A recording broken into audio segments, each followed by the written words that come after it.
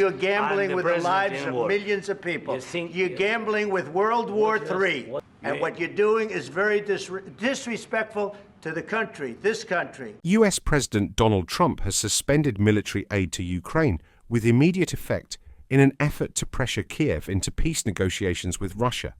The decision has sent shockwaves through the Western world, leaving Ukraine and its allies scrambling. Trump offered little explanation, stating only that he believed Ukraine's President Volodymyr Zelensky doesn't want peace. His advisers indicated that aid will remain on hold until Trump determines Zelensky has made sufficient efforts toward negotiations.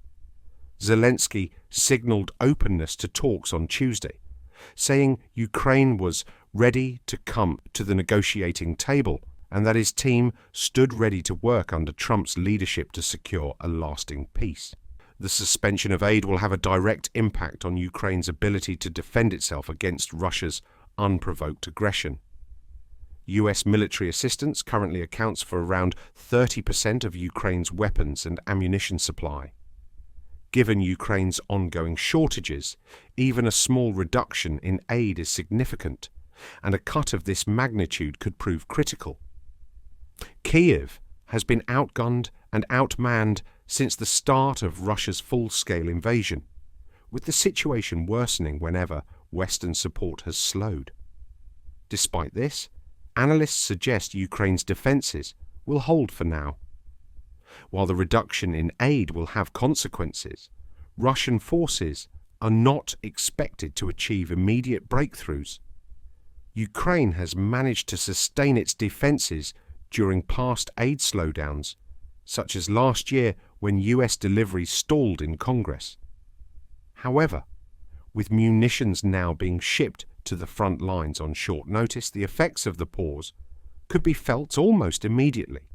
Ukrainian forces may have to ration their use of key supplies, which could jeopardize their ability to hold strategic locations like Pokrovsk, a key logistics hub that has withstood Russian assaults largely due to steady military support from the US.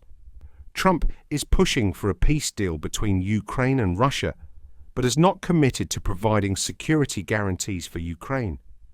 Zelensky has warned that any agreement without such guarantees would be dangerous, citing past instances where Russian President Vladimir Putin has violated ceasefire agreements. Kyiv's Western allies have largely backed this stance, with British Prime Minister Keir Starmer emphasising that security guarantees must be part of any peace settlement. "We know Putin is not a man to keep his word. We must be vigilant on all fronts," he said.